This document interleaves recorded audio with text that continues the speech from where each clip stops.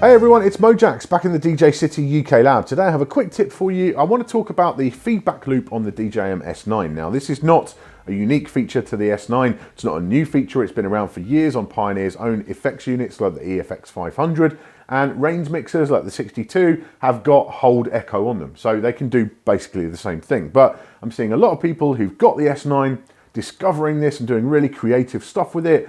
A few weeks ago, I saw an awesome video on Instagram by DJ Flipout. He was doing a feedback loop with a Lynn Collins 45. It was just super dope. And I was like, yeah, I need to talk about this on the channel because there's so much creative potential here if you really start to mess with it. So what I'm going to do is I'm going to take you through how to build a feedback loop in the first place. And then I'm actually going to get into one particular tip, which if you want to go to a different level with it, if you want to add in different sources, it's really worth bearing in mind. So let's just show you first of all how you set up a basic feedback loop. So what you want to do is make sure that your BPM is on auto, so shift and tap. So you're picking up the BPM from Serato DJ or from your incoming audio source if that's what you're using. And then you want to set the echo parameter as far right as you can. So in this case, it's going up to 4 beats, we're up to there. And you want to turn the level depth up to maximum. The other thing you want to do, if you use a high pass on your echo as a rule, you want to get rid of that. So shift and that parameter button, get that down to 1. You want the full signal coming through so we get all the frequencies that we're playing into the loop. And so this is how we do it. So I've got internal mode on the right hand side. I'm just going to play this now. You can see it's picked up the BPM at 97. And I'm just going to capture these 4 beats.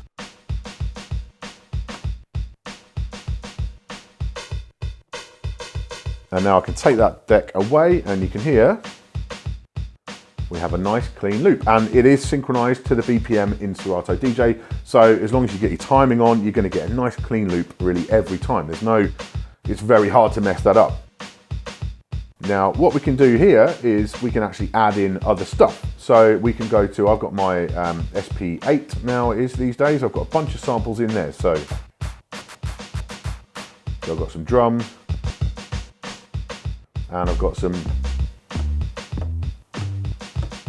bass notes in there as well. So I can just turn the sampler effects on, and this shouldn't mess with the BPM at all. This should keep that BPM locked in.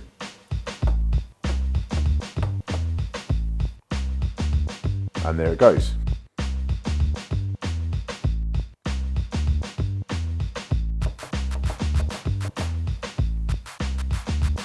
And that's a basic feedback loop rolling, and it won't go away. It will keep on looping over and over. So again, turn it off. Every time you turn one of these on, either the paddles or the sampler effects, it will be recording. So at this point now it's not recording. I can play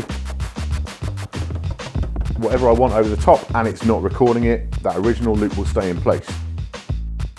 So that's fine until you actually want to get into adding stuff from, say, different records, different tracks in Serato DJ. So if I want to pull in something from this bit of scratch tool,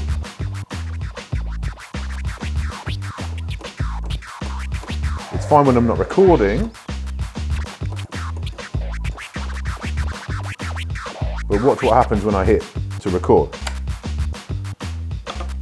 It's completely gone off. And that's because it's automatically picked up the BPM now from this turntable, which is at 138, and therefore it's thrown that loop right off and we've just gone completely wrong.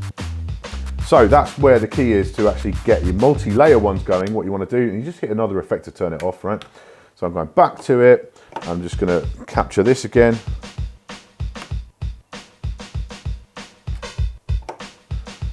And then the key is 1 push of the tap button.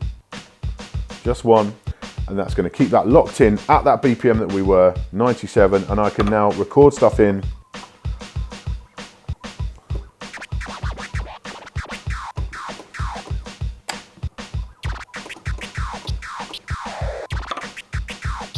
And my original loop remains unchanged in BPM, and that's now added in. So you can add stuff in with the turntable from different tracks, from acapellas, from scratch tools, whatever it is.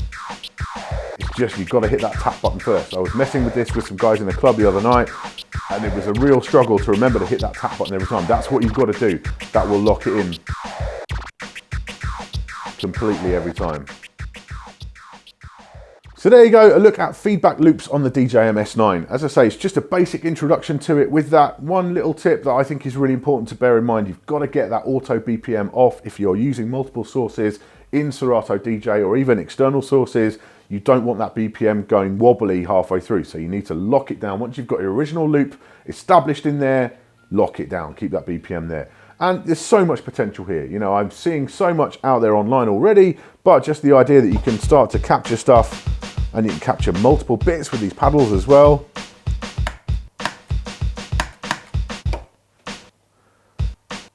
You know, this is just one of these things where it's like, you really want to spend a bit of time with this and get your head around it. It's, yeah, potential is massive. Thank you for watching today. Make sure you subscribe for all our future tips, tricks, and product reviews. I'll see you soon.